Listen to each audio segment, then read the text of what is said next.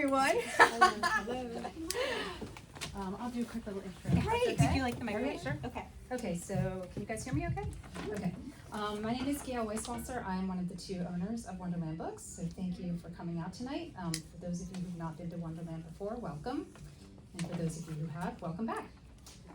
Tonight we have, oh, can you turn the music on? Yep. Yeah. Or we could just dance along. Tonight we have Lauren Willig, who is the New York Times bestselling author of more than 25 works of historical fiction, including Band of Sisters, the Rita Award-winning Pink Carnation series, and 5 novels that she co-wrote with Beatrice Williams and Karen White.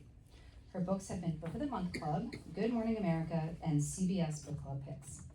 An alumna of Yale University, she has a graduate degree in history from Harvard and a JD from Harvard Law School, something we share in common. She lives in New York City with her husband, 2 young children, and vast quantities of coffee. Lauren is here tonight to talk about her latest historical fiction novel, The Girl from Greenwich Street. And Lauren will be in conversation tonight with Stephanie Dray, who is also a New York Times bestselling author of historical fiction. She's the author of The Women of Chateau Lafayette and America's First Daughters, and co-author of Becoming Madam Secretary and My Dear Hamilton. So you guys clearly have some overlapping We do, that yes. you're interested in. We were gossiping Hamilton over dinner. Yes. Her work has been translated into 10 languages and has been on many lists for the most anticipated reads of the year. Stephanie lives in Maryland with her husband, cats, and history books. So they will be in conversation tonight. We have Lauren's latest book behind the counter, if you're interested. And some are. of her. Well, I love that that makes it sound like contraband, like cigarettes. Like, come behind the counter, you can have a if you have the book. passcode, then you can get a book. And some of her backlist as well. And Lauren will be signing afterwards at a table up in the front. And without further ado, I'll turn it over. Thank you. All right, is this working? It is. Thank you all for coming out tonight. I have the distinct honor to be in conversation with Lauren Willig, a superstar of the historical fiction genre, and some others. And we are going to have fun tonight because we have a lot in common. You and I, we both went to law school, but you were a real lawyer. I was only a lawyer for 10 minutes. I forgot you were a lawyer too. Not really. Well, I Pretend. But we went to law school, so we have that. So I lasted like 6 months longer than you did. Oh. Yeah. Cheers. We both love and write historical fiction. We both write stories about women, mostly. In this case, the primary woman in your novel is the murder victim of one of America's first murder cases, tried in part by Alexander Hamilton and Aaron Burr. Was this a challenge for you or something that just fit right into your wheelhouse? Oh, I mean, it was absolutely terrifying. So this was I think it was my 25th book. And the 24 up until then had all been about imaginary people immersed in real events. So I had Napoleon and George III and various other folks wandering through the scene. Jane Austen had a cameo role in one of my books, but they were side characters. It was fine. My main characters, my viewpoint characters, I invented them. I could do whatever I liked with them. I could play with their heads with impunity. And the closest I had come before this to writing about real people was a book called Band of Sisters, about the real women of the Smith College Relief Unit who went to France in World War I. But it's sort of the real women, sort of not, because what I did to avoid getting angry letters from their descendants was I created fake names and some of them were entirely fictional and some of them were lightly fictional, but all of them had different names. And so I got to play with their interior lives. But Hamilton, what can you do with, and Burr, they are real people. You can't just call them, Alistair Snodgrass and move on. They had to be who they were, because part of the fascination of this particular case is that here we are, just 4 years before the fatal duel, just a couple of weeks before the insane 1800 New York elections, and you've got Hamilton and Burr working together with Brockles Livingston, let's not forget poor Brockles, to save a man from the gallows. And that's what fascinated me initially about this case.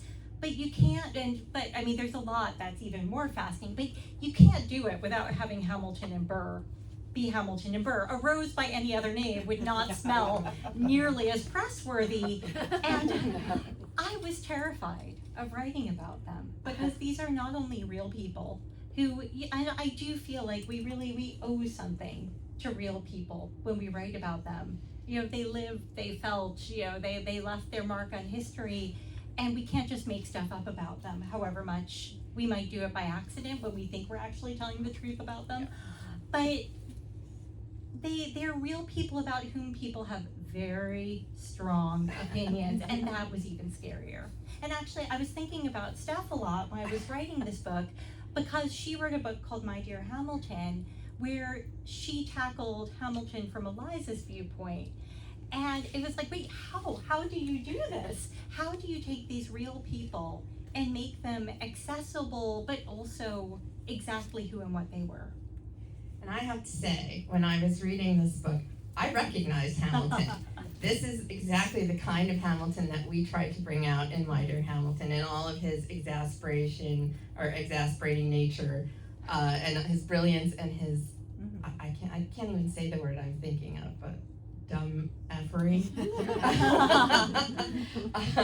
But now, unlike me, Lauren has not seen the Hamilton musical. What? Or even listened to the This one has record. its eyes on you. Come on, you. Okay, well, I knew, so I stumbled on the story of the Manhattan Well murder and Levi Weeks' trial. Oh gosh, I can't even remember when it was. It must have been 2018 or so. And I put a little bookmark next to it in my head. I really wanted to write this story, but because of that, I felt like I couldn't watch Hamilton because it might inflect how I saw the characters. However, I have to admit, I am not entirely pure. During lockdown, my 6-year-old saw it on Disney Plus and became obsessed. She got an Eliza Hamilton costume. She sang the songs. So even though I've never actually seen it, I have bits of the musical running through my head, whether I want to or not. But now that the book is finished, it's out in the world, I can finally see the musical. But you know, this is something we really wrestle with as historical fiction novelists, is what do you get from the record, and what have you gotten without realizing it from other sources? Because I will freely confess, I grew up on historical fiction, on Jean Plady's Queens of England series, and there are things I think I know, but a lot of what I think I know actually may have come from historical fiction, and some of it may be wrong. I mean, for example, I grew up on Anne-Marie Selinko's Desiree. Has anyone else read that? Oh my gosh. How did you miss this? Anyway, it was given to me by the librarian at my school when I was in 5th grade, because I was nagging her for books about Napoleon. And this is Napoleon as told by the diary of his first love, Desiree Clary. And I adored that book, and I took it as gospel. This was before Wikipedia, because I'm old.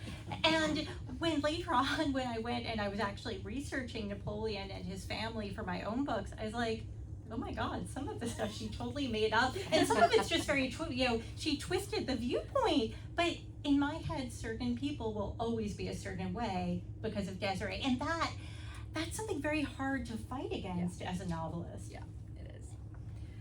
So I want to talk about Hamilton and Burr a little bit more, and the character work that you did here in the book.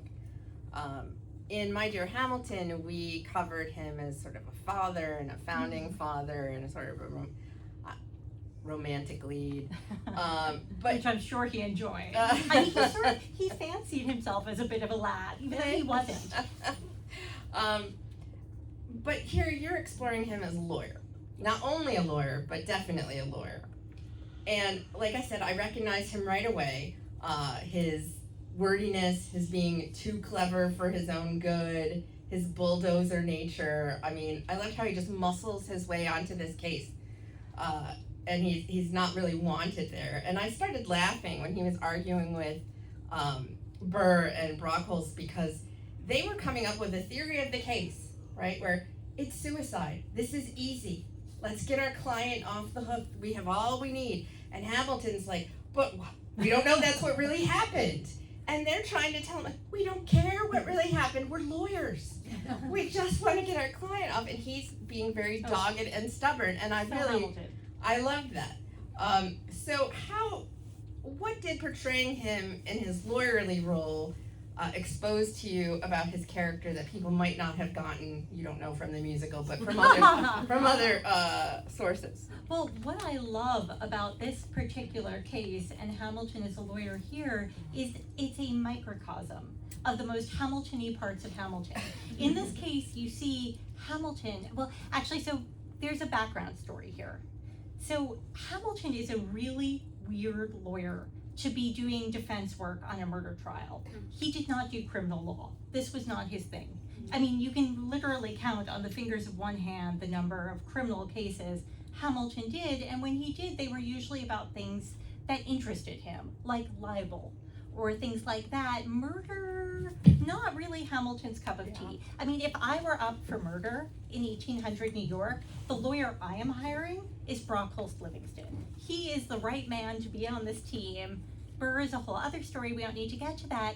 But the story that people always tell to explain why Hamilton took this case, which he should not have been taking, he's really busy.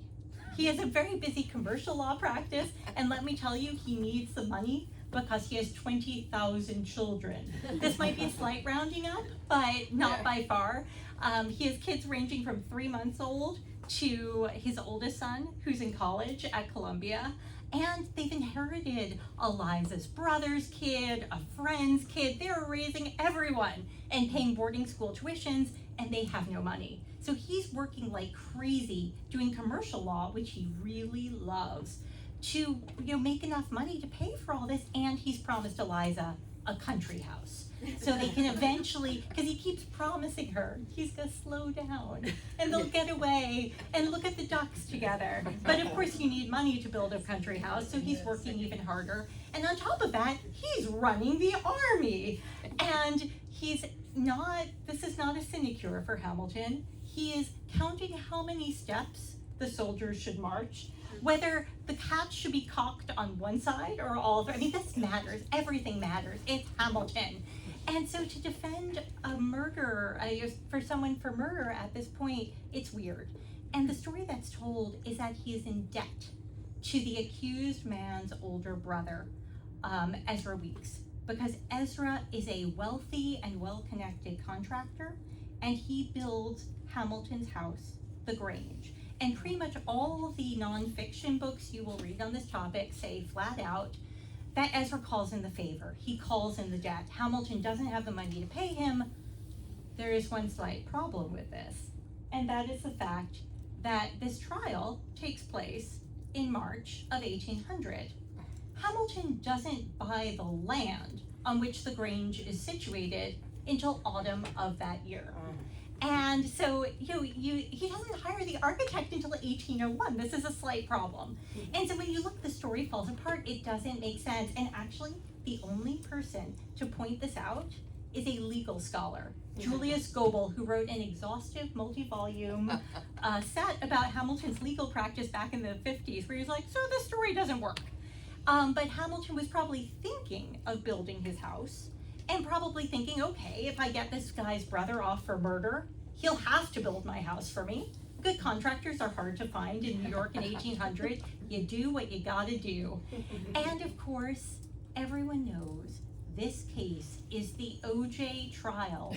I mean, they don't know about OJ yet, obviously. But had they known about OJ, they would have said this is the OJ Simpson trial of its error. Everyone's talking about it, which we know because people wrote in their diaries that everyone's talking about it. And Hamilton does not want to let Burr bestride that stage uncontested. And so Julius Goebel's theory, which makes sense, is that Hamilton invites himself into the case, that Ezra Weeks hires Brockholst Livingston, smart man, and Aaron Burr, with whom he has a business connection, but Hamilton volunteers himself. And this may be the most Hamilton thing you have ever heard. And not only does he invite himself into the case, but one of the things that makes this case so fascinating, perhaps the thing that makes it the most fascinating, is it is the first American trial for which we have a full transcript. Because the clerk of the court, William Coleman, had discovered this cool new thing called shorthand. And he took down 2 action-packed days of trial verbatim, or as close to verbatim as he could get. He gets everything. He gets where people break off mid-sentence. He gets their verbal tics. And he gets where the defense lawyers are elbowing each other out of the way and undermining each other by moving conflicting theories at the same time. I mean, one of the drawbacks and the maddening things about this transcript is he very seldom names which defense lawyer is speaking. There are a couple of times when he does. I bet you can guess though. Oh my God, you can totally track Yeah. it. And it's very clear that there is a party line that this woman, this girl, might have been a bit melancholy. Perhaps she might have liked the odd tipple of laudanum. Perhaps, in fact, she flung herself into the well. And that's the line that part of the defense team is pursuing, while another part of the defense team, Hamilton, and we partly know this because his son talks about it later, Hamilton has gone rogue and has decided, actually, no, Alma did not commit suicide, thank you very much. She was murdered, but not by Levi Weeks. And we know from Hamilton's son that Hamilton decided, because he is Hamilton, that he thought he knew who done it, and he could prove it on the stand. It's so Hamilton. And actually, a side point here, something that is very counterintuitive to those of us who have grown up watching Law and Order, there are no detectives. So when we think about Law and Order, you've got the detectives who gather the information, and then you've got the lawyers who use it in court. There are no detectives. You have constables, but they are purely responsible for keeping the peace. Bringing in brawling fishmongers who've had a really good Saturday night, but they're not investigating murders. It's the lawyers in the case who are doing the investigation. And so you have Hamilton, Burr, and Brockholst Livingston, and the poor prosecutor, Cadwalader Colden, running around 1800 New York like they're Jessica Fletcher in Cabot Cove.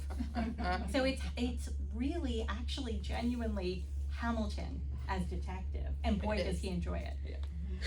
So something that you really bring to the table here, for those of you who have seen the musical, you know that when we get to the Adams administration, it's like 2 lines, and then we move on.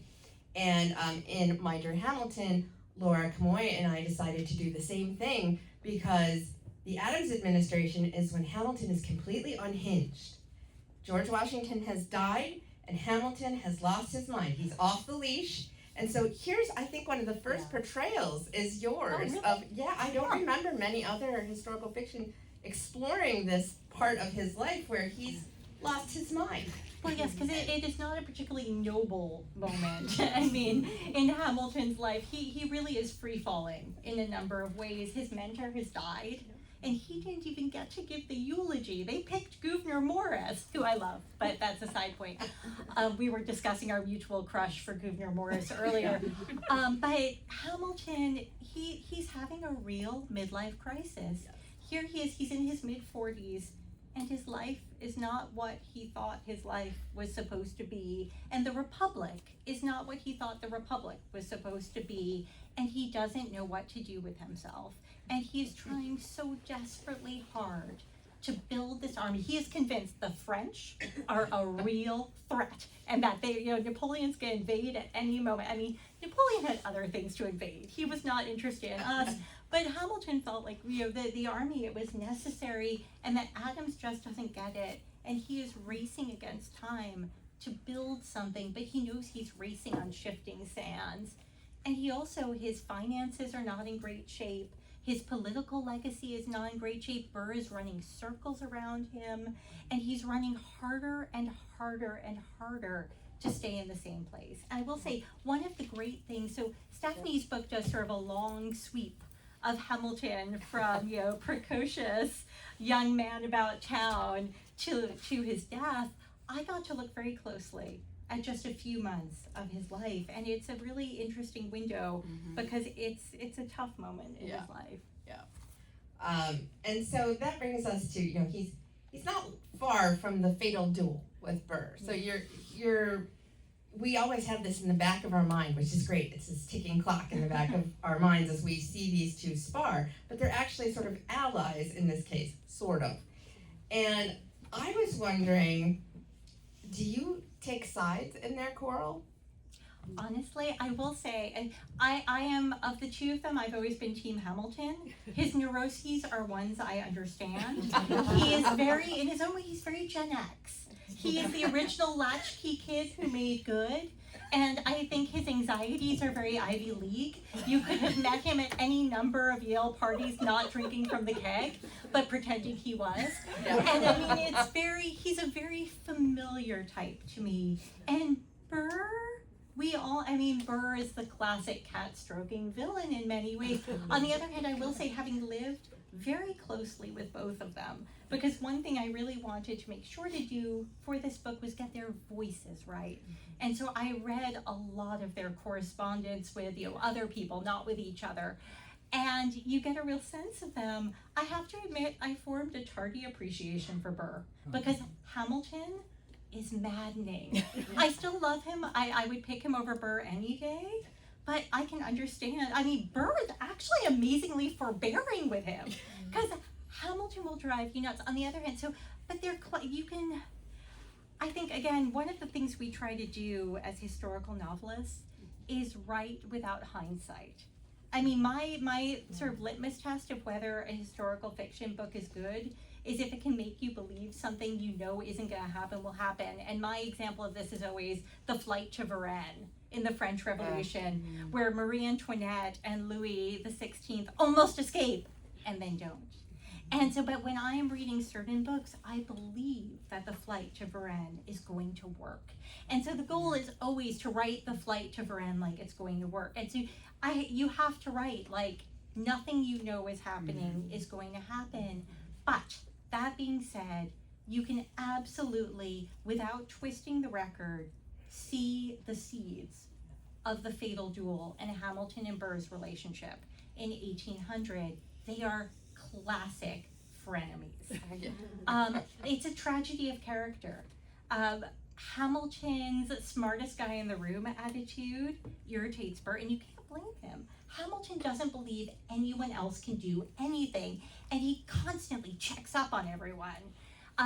This murder case is a case in point. He is the least experienced criminal defense lawyer on this case, and he's constantly telling them that they're doing things wrong and that they should be doing something else, and said, by the way, he had this idea, and they're like, no, this is not what the client wants, no. And he just does his thing. Burr, on the other hand, has a genius for using Hamilton's weaknesses against him. And on the one hand, again, Hamilton is so irritating you almost can't blame him, but you can really, and you watch the cycle being repeated. This well, this is where they find the girl, right? This well doesn't come about except for... Yes, so talk about the tangled, interwoven nature of early New York. The Manhattan Well, in which Elma Sands's body is found, is part of a thing called the Manhattan Company. So, like about a year before all this happens, Burr's brother-in-law, Dr. Thomas Brown, came to him with an idea for getting rid of yellow fever. Because yellow fever is the scourge of the eastern seaboard. Hamilton almost died of it. It's terrifying. And they've had another big outbreak. And Dr. Thomas Brown really wants to bring clean, he's convinced that it's dirty water that brings yellow fever. And he's wrong, but still, nice try. Good theory. It could get rid of cholera, but they don't know that yet. But anyway, hindsight. But anyway, so Burr comes up with this plan for a company, a Manhattan Company, to bring clean water to the city. And he tells Hamilton, Hamilton's like, yes, we need this. And he is all over it. He writes the documents. He lobbies the legislature to pass this bill for the Manhattan Company. And at the very last minute, Burr slips in a clause. It's a clause enabling the Manhattan Company to use its excess funds to lend out at interest. In fact, it's a clause that turns the Manhattan Company from a water company into a bank. Oh my gosh. And the bill passes. Actually, because this is such a small world, Judge Lansing, the judge on this trial is one of the only guys who points this out as like, guys, no. But Hamilton has done his work so well. He has lobbied so effectively for this bill, it passes. And now Burr has a bank to rival Hamilton's Bank of New York, a piggy bank he can draw on both for his personal debts, which are immense, and the Republican Party. And Hamilton has done it for him. And you may not know it, but you know the Manhattan Company because it survives to this day in the form of Chase Bank. Oh my God. That is Burr's Manhattan Company. And because it was never about the water, not for Burr, he cheaps out. And instead of all the big, his poor brother-in-law is so upset. Instead of all these big ideas about water wheels and bringing in water from the suburbs, he's like, we'll just dig a few wells. We've got this existing body of water here to collect. We'll just lay some pipes. And they don't even lay good pipes. You know, no fancy metal pipes, because those would cost money. And they need that money. They need it to lend out to make more money, because it's a bank. Instead, Ezra Weeks, Levi Weeks' older brother, is hired to bore wooden logs, which, by the way, rot within, a decade, because it's never about the water. And so, yeah, that's at the background of this case. Burr has pulled an epic fast one on Hamilton. And I mean, it's one of the supreme ironies that that's the well in which Alma Sand's body is found. And then they have to work together on this.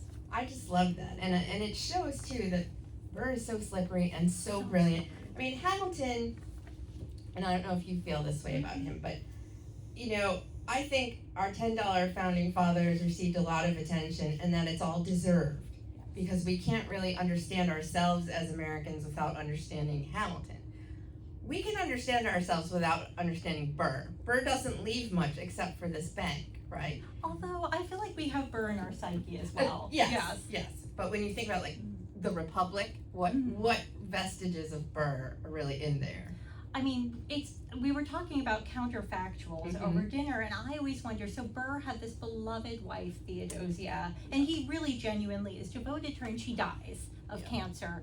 And I always wondered what would have happened if Theodosia hadn't died. If Burr had had this restraining influence, would he have gone full Burr the way he goes later on? Because I mean, his future is ruined as surely as Hamilton's by this duel. He winds up being accused of trying to conquer Mexico, in exile in Europe, makes an unfortunate marriage with a possibly former prostitute, gets divorced scandalously. I mean, and it's just, there's one really sad letter he writes later in life saying he can reach with his arms the span of the walls of his room. He's come down so much in the world.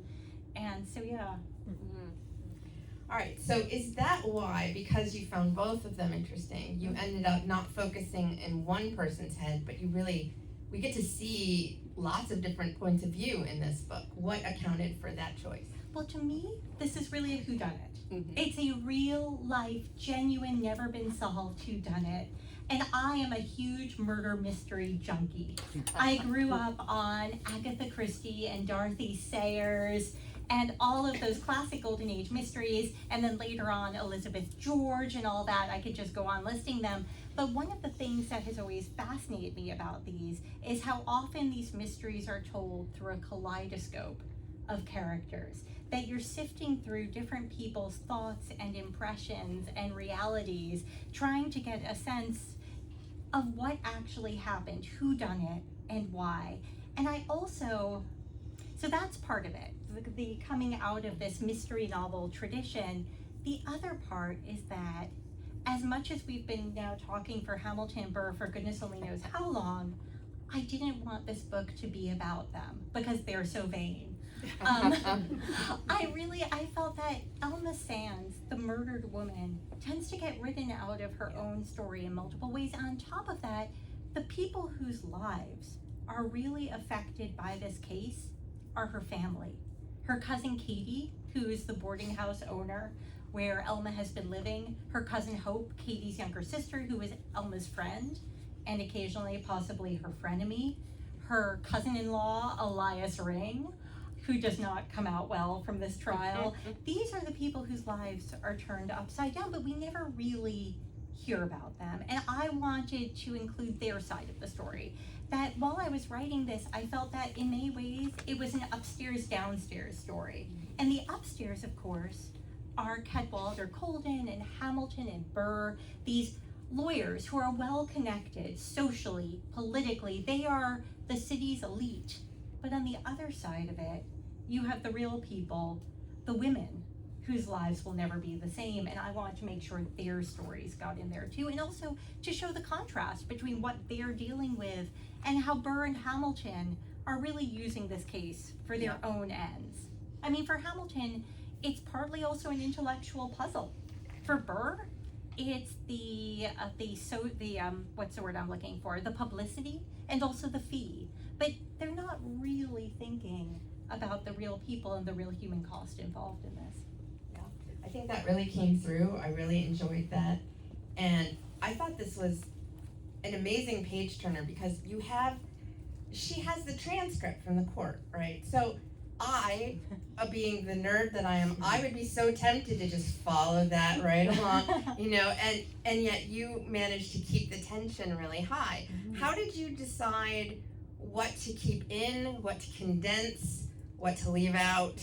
I mean, that was really hard because the transcript is 99 pages long. And so there is a lot of material there. So there's a lot that just could not make it into the finished book. A lot of it was going back and pruning after I ran it and thinking, okay, well, they don't need the entirety of the 5-page indictment here in the book. Although some of it, I feel like this was really Law and Order 1800. And so there was a lot that I did take directly from the transcript because people did and said incredible things they wish they hadn't done or said, but that's there in the record and you really can't make this stuff up. So a lot of it was really more a matter of figuring out where to prune than having to add things in that bit. So there were basically two halves of this book. And one is the lead up to the trial.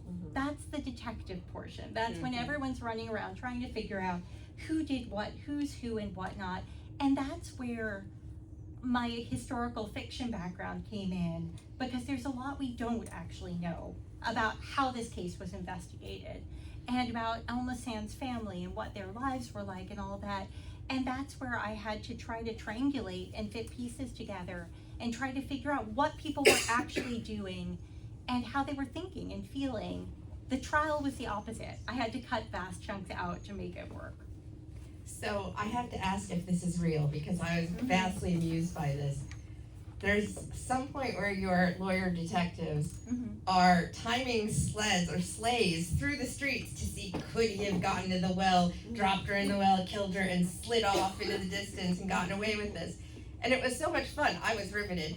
But For real. That was for real? Yeah. No, and this was one of the bits I hated cutting was the testimony. If you have time, go read the actual trial testimony. Some of it's hilarious, and part of it is they do Cadwallader Colden, this poor earnest prosecutor. So part of the issue is whether or not Levi Weeks could have left with Elma from the boarding house at a little after 8 o'clock, gotten her to the well, murdered her, dumped her, and gone back to his brother's house by 8:30. And so it's your classic whodunit problem. It's like Agatha Christie. Well, the 12:02 from Lancashire actually got in at 12:03 that day. It's the same sort of thing. And so he actually hires people to go to the sleigh and to the well and back using the same model of sleigh that Levi's older brother had and a similar horse, and trying to figure out, well, in these weather conditions, could they have done it?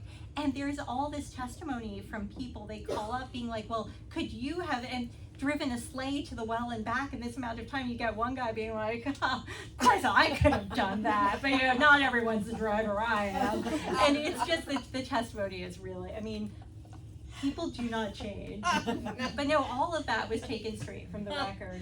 Although my favorite from the record thing you can't make up is that when Elma's cousin Katie is testifying, the defense makes a rather odd request, and that's that Katie's husband, Elias, be removed from the room while she's testifying. And this is within their power, so the judge agrees to it. Elias is taken from the room, and while Katie is talking, Elias breaks back in and goes to stand behind her and has to be dragged out of the room by the bailiff. And you're like, really, Elias? Bad call. But I mean, it's again, you can see where she breaks off because people are like, guys, get that guy out of the room. And that really happened.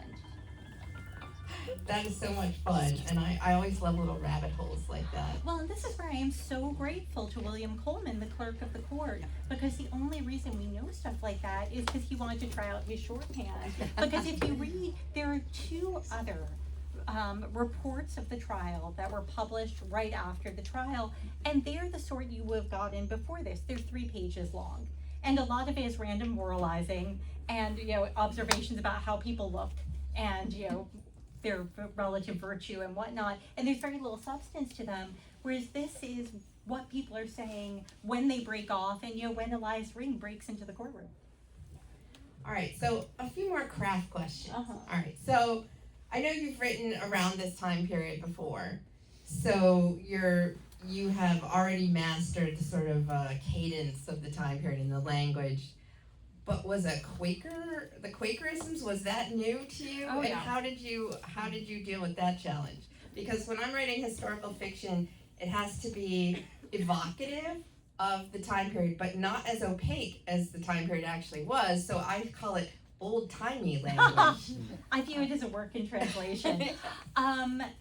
Actually, so slight digression, all authors have what we call the WTH file, the what the hell file of messages we get from people. And one of my favorite ones this year was an email from someone who said, why did you have to make the characters speak in that old-timey way? If Lin-Manuel Miranda could make Hamilton rap, you could modernize them too. And I thought that was kind of hilarious. Because no one wants to hear me rap. Except possibly my daughter, and then only so she can make fun of me. But no, it's actually, and this is another case where I am so grateful to William Coleman, that clerk of the court, because I have written in this time period before, but on the other side of the pond. Yes. And it's a very different slang, it's a very different cadence, and it's very inflected, let's be honest, from Georgette Heyer, the Queen of the Regency romance, and our received understanding of what that period was based on her, also Jane Austen. Whereas American slang and diction was different, but because Coleman was taking this down word by word, he catches their syntax. He catches their quirks of phrasing. There's a bit where Katie Ring talks about telling her husband to fix the baby. She meant change the baby's swaddling cloths. And that's something I wouldn't have known but for the fact that it was in there. And of course, Elma, although she herself is not a Quaker, her family members are Quakers, and they speak, except when some of them get flustered, in Quaker plain speech. So they say thee and thou, but they don't adhere to the normal rules of grammar. And so one of the things, so if you are a grammatical purist, there are times when you use thee and times when you use thou.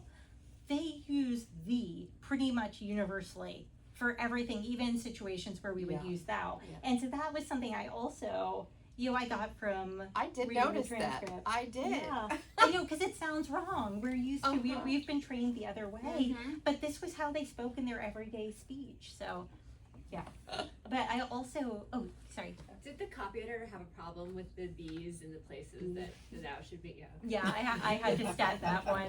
Yeah.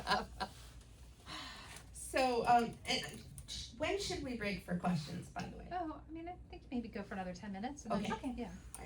All right. So, as a historical novelist, my biggest challenge is always figuring out when to start the book and when to end the book. Oh, yeah. Was that a problem here, or was because it was the trial, you already knew how you wanted the arc to go? I mean, because it was a trial, I had an idea of how I wanted the arc to go, although my big problem was, so there's a very popular nonfiction book about this case called Duel with the Devil, and it opens with Hamilton, Ezra Weeks, Levi's older brother, coming to Hamilton to ask for this favor and calling in his debt. And so in my head, I had thought that was where the book would begin. And then I went to the Grange and saw the timeline for the house building and went, oh no, and realized that I had to jettison everything I thought I knew about that side of the story and how this came about, And that made me have to stop and rethink the timeline and arc of this book. I also, so the book starts with a prologue. It starts from Elma's point of view. And it's the one time we hear Elma's voice in this whole story, but I thought that was important because I wanted to get Elma in there as a real living, breathing person, because one of my I have many frustrations while researching this book, but one of my largest frustrations was that no one bothers to figure out Elma. They get the basic facts of her life wrong, who her parents were, who her relations are, how she's related to people, her religion, her name, all of this stuff, just, it's like it doesn't matter. And so I wound up having to do a deep dive into census records and all that to just try and figure out things like who her mother was, when she was born. But most of all, what happens is she gets flattened into either, as the defense would have it, a melancholy laudanum-addicted nymphomaniac, or as the prosecution would have it, the virtuous maiden seduced and wronged. And I wanted to start this book with Elma so that we could see that Elma was really neither of these things, that she was a person who falls somewhere on that spectrum between naughty and nice, with her own character and her own preoccupations, but not the Madonna or the whore. So, were there anything, while you were writing this, were there any characters that maybe you didn't think you weren't going to spend as much time with them, but that they really appealed to you and that you had to spend more time with them? It was actually the opposite. Oh. I had to cut out Brockholst Livingston. Oh. Poor Brockholst, because we already had three lawyers who were viewpoint characters, and so Brockholst, as quirky, and so Brockholst Livingston, some of you, if you're lawyers, you may know him from the crazy dissent in Pearson v. Post, which we had to do in law school. But he wrote anonymous pamphlets under the name Aquilin Nimblechops, which I think tells you what you need to know about Brockholst right there. And so I really wanted to write from his viewpoint, but it felt there were too many people. And also I didn't want to distract from the story of Elma's cousins, which I felt needed more space and more time. So Brockholst hit the cutting room floor. The one that surprised me, I found myself really warming towards the prosecutor, Cadwallader Colden, who we haven't talked about at all. He gets overshadowed by Hamilton and Burr. And in real life too, he was 32. They were in their mid-40s. They were titans of the New York bar, heroes of the Revolution. Cadwallader had been in boarding school in England during the Revolution. He'd been a teacher, and he had serious revolutionary FOMO. Poor Cadwallader, and there is a slight sort of suspicion that he is only the assistant attorney general because his brother-in-law is the attorney general. And so poor Cadwallader, he is really trying so hard here. He's one of those earnest, diligent students who does all the work and reads all the footnotes and still somehow misses the main point of the case. But you feel for him because he's just trying so hard. And I found myself much more invested in Cadwallader than I had expected to be. But you'll be happy to hear life goes well for Cadwallader afterwards. He winds up being mayor of New York, president of the Manumission Society. He does good things, despite his humiliating performance. It's really humiliating in this case. So we'll wrap it up with this last question, and then we'll take questions from the audience. But in writing historical fiction, I always feel that we're also speaking to the present. And so I'm wondering, what do you think about your book reveals about America in the early republic, and what sort of echoes or warnings do you think it offers for the current moment? Well, I think it's very plus ça change, plus c'est la même chose. I was talking to a classmate who had written a book based on the preppy murders of the 80s. And those conversations where you keep squealing because you keep finding things in common? We were squealing like crazy because we found in both cases, 200 years apart, the victims were blamed for their own deaths. They were flattened into Madonnas or whores. The lawyers in the case use it for their own benefit. And basically the bottom line is, I think any of us who have watched Law and Order know this, it's very hard to be a murdered woman in America. It's hard to be a woman in America. And I think in some ways, the story this book tells, because it's not just the story of Elma, who gets, written out of her own damn murder story. It's also the story of her cousin Katie, who's trying to keep her boarding house afloat and, with 4 kids under the age of 9, while her husband has an extended midlife crisis. It's the story of her cousin Hope, who's trying to figure out, does she marry? Who does she marry? What does she do? In a world where, women, I think, worked more in the early republic than we realize or give them credit for. This is before the Victorian ideal of the angel of the hearth, where women and work are meant to be separate things, but they're juggling all the things we're juggling. And one of the things I found very relevant was, some of the dilemmas and issues these women faced are dilemmas and issues we still face today. Like, don't get yourself murdered or the press will be mean about you. I lied. I actually have 2 more questions, but they're quick. All right. The first one is, if you had Hamilton or Burr on the witness stand today, what would you ask them about this trial, and would they tell the truth? And also, what's next on Coming from Lauren Willig? Oh gosh. So there are many things I came up with theories with about this book, but that we don't know for sure. I am dying to ask Hamilton how he found out about this case. Because, I come up with a version in the book, but we have no evidence, so I had to make it up. And did he really invite himself in? Because it seems it makes psychological sense. It's so Hamilton, but again, there is someday, hopefully, some documents will show up that will tell us. We have Hamilton's papers on other cases, but not on this one. And Burr also left nothing in writing about this case. But there may be quick questions, but there aren't quick answers. I'm sorry. One of my favorite anomalies about this case is that Burr gives this amazing opening oration, and you read it, and it is pure Hamilton. And you have to read it a couple of times because it's so clearly Hamilton. You can hear his voice from the Federalist Papers in this speech, and yet we know from multiple sources that it's Burr who gave this opening statement. And as I was digging into all of the background material, I found a story told by one of Burr's biographers that Burr, in a case in which he was associated with Hamilton, well, so the background here is that at the time, if you were the more senior lawyer, you got to give the closing statement. That was the place of honor.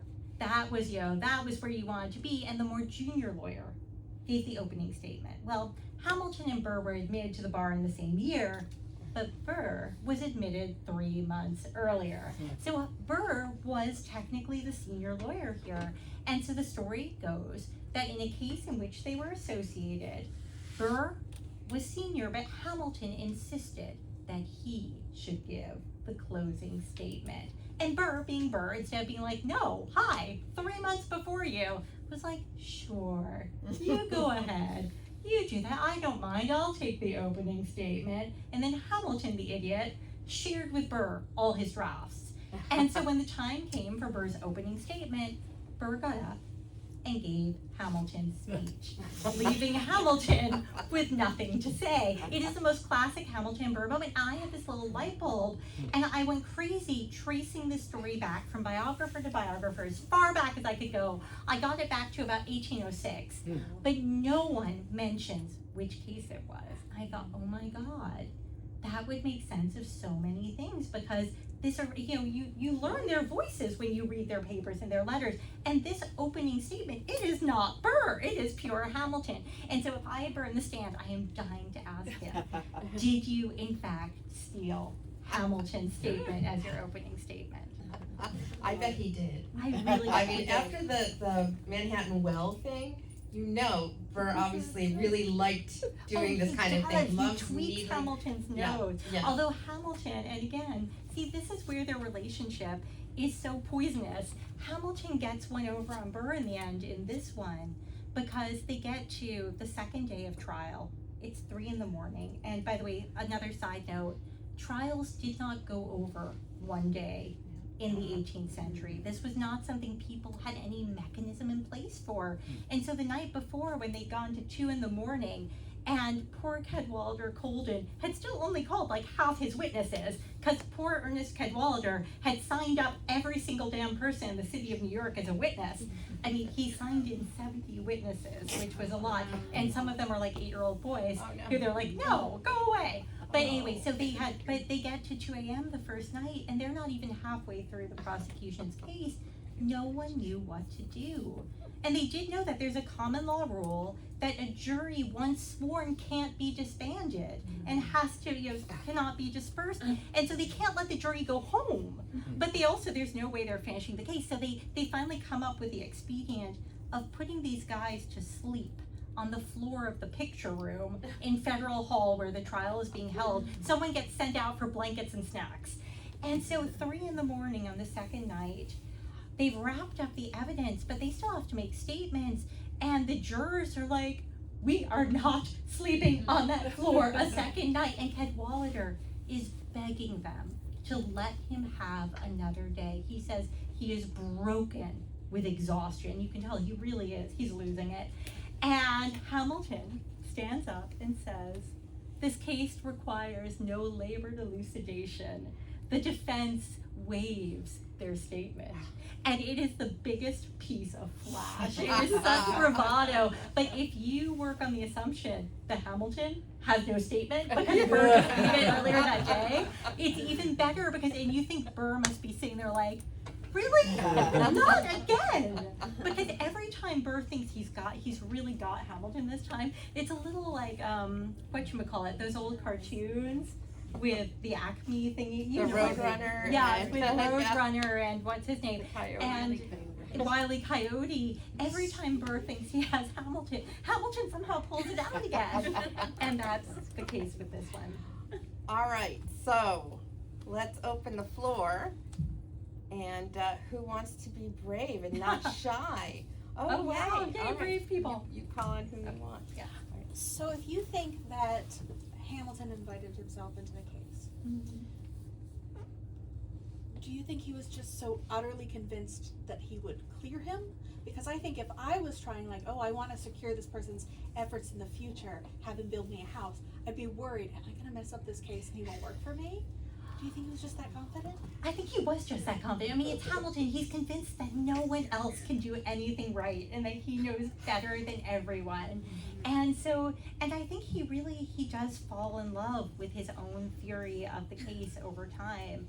And the truth is too, yes, the idea that she committed suicide is convenient, but it's also not a winner. And so, to be honest, Hamilton really has something there, because the defense is floundering with the whole suicide thing. It doesn't play well.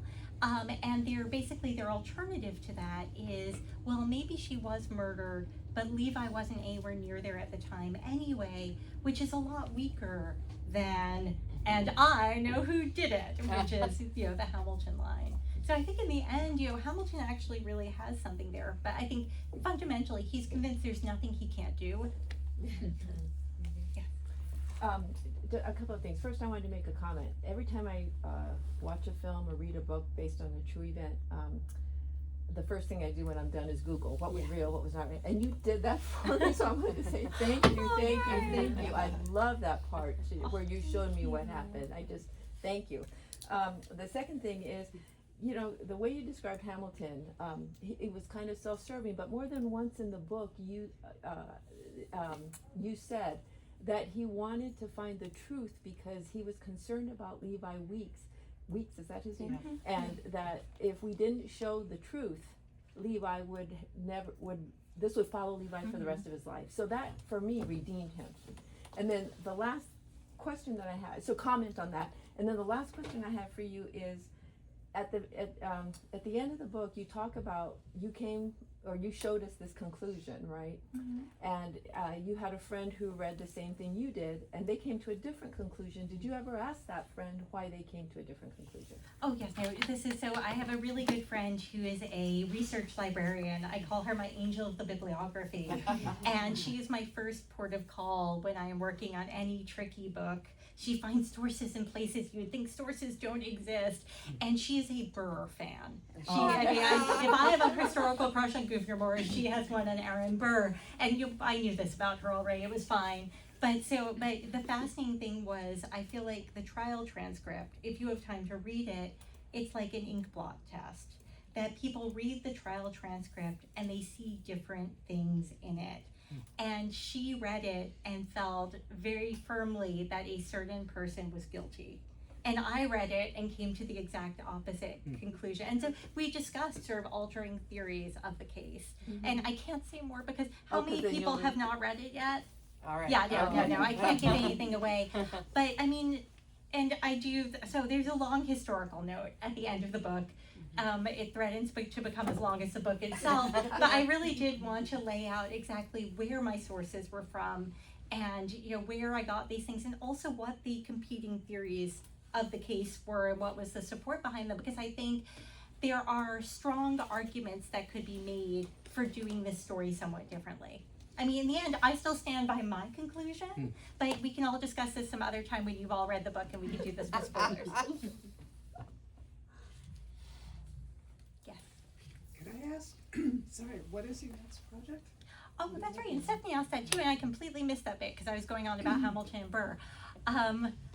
Something completely different. It's funny, we were discussing this over dinner. I was going to write a book about another famous American 18th century trial, the Nancy Randolph infanticide case, about Jefferson's cousin, Nancy Randolph, who is accused of murdering her baby and then winds up having an amazing romance years later with Gouverneur Morris, my historical hero. It is a true life romance novel. It's so wonderful. I mean, aside from that whole, allegation of infanticide in her youth thing. But anyway, it's a fascinating story. It's another one of these murder trials where it's an all-star cast. Patrick Henry and John Marshall are her defense team. Like, where do they even find these people? And I was really immersed in working on this when I had lunch with my agent and mentioned a random throwaway idea I had for a paranormal contemporary romance set in Brooklyn's Greenwich Cemetery. And background here, I had been begging my agent for years to let me write a rom-com just for fun, because I had been writing so many heavy, serious historicals, and she was like, no. We finally branded you as a serious historical fiction writer. We can't ruin that now. So I throw out this rom-com idea, and she's like, drop everything and write that. I was like, what? What about branding me as a serious historical fiction writer? And also, I'm under contract for the Nancy Randolph book. And she said, don't worry, I'll call your editor. And she called my editor, who also said, drop everything, write that. And so over the space of one lunch, I went from 6 months of work on Nancy Randolph and Gouverneur Morris to suddenly in a day having to come up with a plot for a paranormal contemporary rom-com set at Greenwood Cemetery involving a pissed off Victorian ghost and an angry Renaissance demon. And I mean, I will say it was very fun to write, and it's coming out September 2026. The book is called What Happens at Nightfall. I want to read that, and also the one about with Nancy Randolph. I know, I still want to write that someday. Hi. First of all, I want to say I love Burr's voice. He's so funny. Like, it's just like reading those chapters. It was hilarious. It was nice, like levity kind of with everything else, and it felt very true from what I've read. 2 quick questions. One, as a fellow history major, what was your concentration? Your first, I don't know if it was Napoleon or based on what you said earlier. And 2, what was the thing you saw in 2018 that drew you to the case? Like, so I'm curious. I know a lot of people got into it because of the musical, but you just said you avoided all that for 3 years, 2 years. So it's been a long and torturous road. My background is in Tudor Stuart England. I was a Renaissance studies major in college. My specialty was the wildly popular Scottish Renaissance, which everyone knows tons about. And there is in a drawer somewhere the first 3 chapters of a riveting historical novel about Marie de Guise, mother of Mary Queen of Scots, which, if you really want to upset my agent, you can mention this to her. And then I went off to grad school where I did my PhD on the English Civil War, another riveting time period everyone wants to know about. And every so often I tell my agent, I want to write my vast, sweeping English Civil War epic. And she gets very alarmed and has to lie down for a little while until the moment passes. Every now and then she taunts me with, hey, maybe you can write your epic. And then she's like, just kidding. But so I wound up writing about the Napoleonic Wars for 12 books because I was avoiding working on my dissertation about royalist spies in the English Civil Wars. And I thought, okay, Napoleon has always been a hobby of mine. I like the Scarlet Pimpernel, and I know just enough about it that I can write about it, but I don't know so much about it that my characters are talking in footnotes, which was the problem with the vast English Civil War epic. And so I wound up accidentally forging a career with books about swashbuckling Napoleonic spies, and I wrote 12 of those. I'd always said, okay, if I wrote anything else, I was going to go back and I was going to write something set in the Tudor-Stuart period. And then a friend gave me a book set in the Happy Valley set in 1920s Kenya, and I wound up writing a 1920s book, which led to a series of World War I books and various other things. So I wound up being an unlikely 16th century person dragged into the 20th century. And I never had any intention to do any Americana. I mean, this side of the pond was not my thing. I went to a weird all-girls school where I think we learned more British history than American in my era. My sister is giving me a look because she went to that school later on, and it was different. But we did a lot more Magna Carta than we did Declaration of Independence. And I always thought of Manhattan as sort of a semi-detached part of England. And so I'm actually I am very weak on American history. But I wrote a couple of Gilded Age books, and in the process, I joined a whole bunch of Instagram groups about pretty Gilded Age houses and New York history and all that sort of thing. And one of these New York history sites I had joined largely for its Gilded Age moments ran a post on the Manhattan Well murder back in 2018 or wherever it was. And I thought, oh my gosh, Hamilton and Burr working together for the defense? This is insane. And I screenshotted it and saved it. And then I went and I Googled it, and I realized my librarian friend, my angel of the bibliography, had sent me, because she gets ARCs from publishers, she had sent me Duel with the Devil, which was this popular nonfiction book about it. I read that, and I read the transcript, and I was hooked. So, very long and winding road. But someday the English Civil War, I think.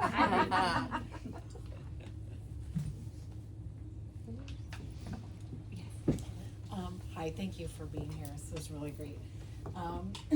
From a historical fiction standpoint and your craft, when you're approaching writing something that's based in history, do you, and both of you could answer this question, do you have sort of a historical outline and then the fiction fills in the gaps to bridge, kind of the chronological aspects of the story? Or I think what I'm trying to kind of parcel out is how much of your story, how much of you do you consider yourself a historian versus a novelist, or is that not something that you really even want to separate? It really depends on the book. Some of my books are more fictional than others. Okay. I mean, this one was different because it was tackling a real historical problem. And I think one of the advantages of historical fiction is it lets us fill in the gaps in ways that nonfiction doesn't. Although, let me say, some of the nonfiction about this case is way more fictional than the fiction and doesn't admit to it, which annoys me. One of the things I love about historical fiction is it's out there, that this is a recreation and a reimagining, and you hope the author is trying to be faithful, but from the get-go that this is fiction on some level, whereas nonfiction pretends. It's very annoying. But I think, to go back to your original question, with most of my books, there has, even the really light-hearted ones, there have always been events that have sort of pinned the narrative. That my first book, which was about swashbuckling spies and the Napoleonic Wars, is really a Scarlet Pimpernel spoof. I knew it had to happen at a certain period in 1802 because it had to happen during a certain time in the Peace of Amiens, which was the only time it could really happen.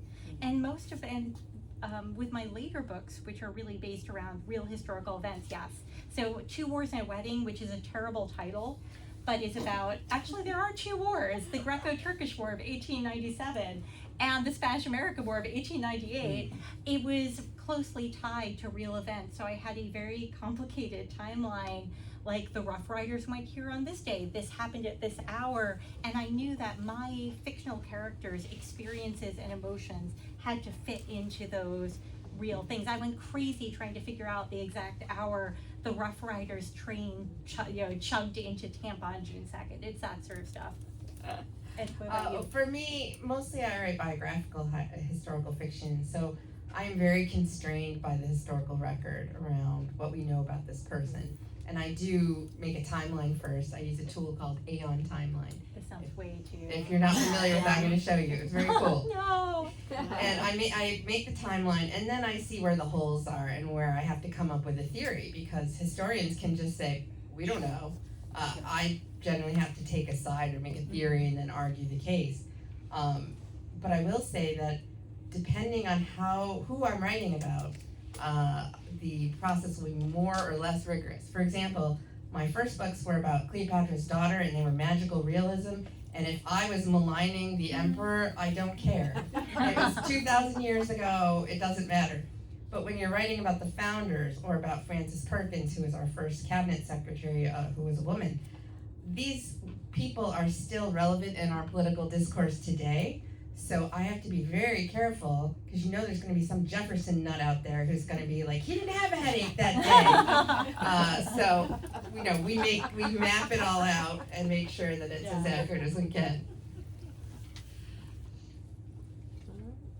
Thank you so much. No, we have a final question. Yep. Okay. It's for both of you, which is how long do these books live in your head before you put them to paper? You want And to how take long this did one? it take to write? I am a very slow writer, so I've not written a book in less than about 18 months in a decade. So usually it's closer to 2 years, and once it was 7 years, but I was writing other books while that was happening, so yeah, that doesn't count. My fastest book was 6 weeks because I was under insane deadline pressure. Wow. And they told, no, you do not want to have lived through this. This was when my daughter was born. I was worried that I would use my new baby as an attempt to slack.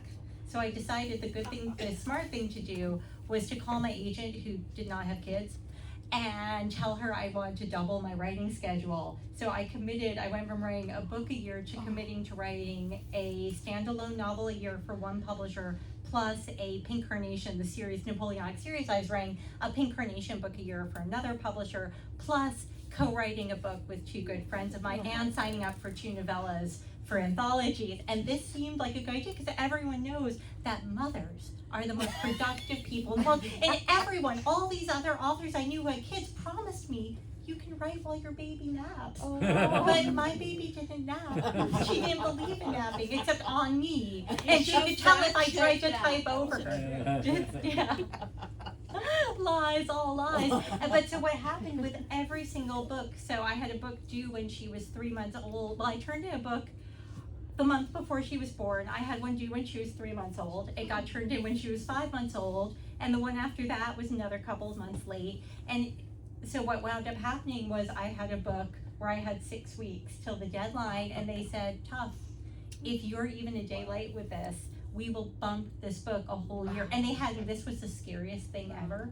It was already for sale on Amazon. I hadn't read a word. They had a cover. They had a blurb. And it was like, this book does not exist. And I have never written anything in my life so fast as I have written that book. It was a little under 6 weeks with a not quite 2-year-old, and I never want to do anything like that again. This book, The Girl from Greenwich Street, took a lot longer because what I thought was going to be 6 months or so of research turned into closer to 2 years because I found out that the secondary sources just couldn't be relied on. So I had to recreate a lot of the research I really thought that someone else would have done for me. But the actual writing was probably closer to 6 months. I'm a fast writer and a long procrastinator. Well, thank you for this incredibly interesting and smart conversation. Thank you all for coming. A huge thanks to Steph. Thank you. This was really fun, and be sure to get her book, which is awesome. And her book, you can read this and My Dear Hamilton as companion pieces. In tandem. Although we don't cover it. We do not cover this trial. We did discover that we came down on opposite sides of the Mariah Reynolds scandal. So, something to think about.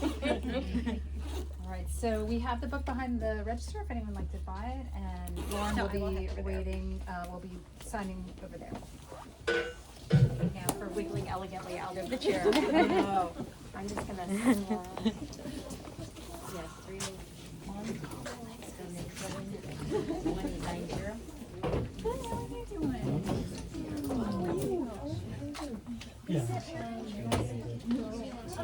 190.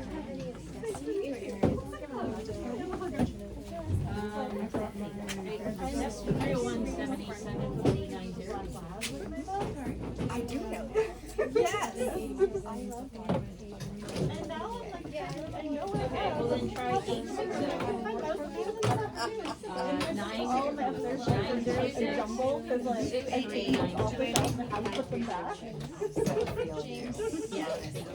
You know what? If you wanted to sign, I brought a book so I can do that for you. I brought a book for you to sign.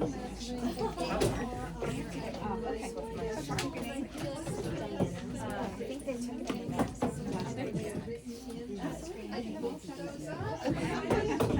Yes, and sometimes it's like, wait, I just said this.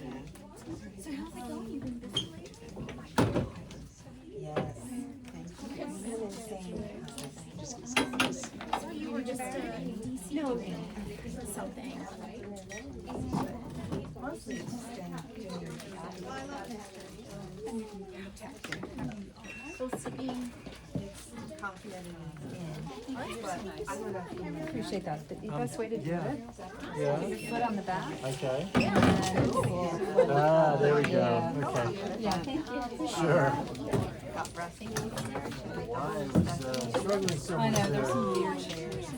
my card. Horrible. She's recovered. She's doing a lot better, but the deadlines do not wait. So. So is she right? Thank you so much.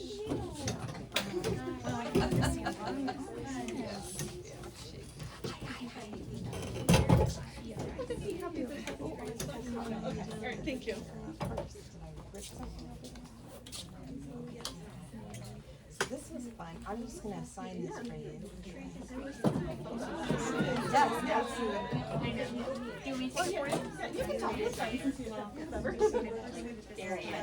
On my, like, I didn't even get to fix my lipstick. Is it on my teeth? Thank you. I had to go repark the car. I went to like re-up because you just like put the ticket in and you say you want more time and it wouldn't let me. So I was like, I have to find a new place to. Oh, okay. Yes. Oh, she got it. I'm trying to convince the committee to do now that there are all these pretty reprints of things that they need to do. Okay. Oh, that's so sweet. I was very bitter when they switched to. Do you know Diana? I don't. Diana, she's also an amazing author, so I don't know if you've had Remy read one of her books yet, but. I mostly write, Okay, what is the deal? Okay. I read some YA. What's your? great, well, I think I have a bookmark. I actually have a new book coming out in,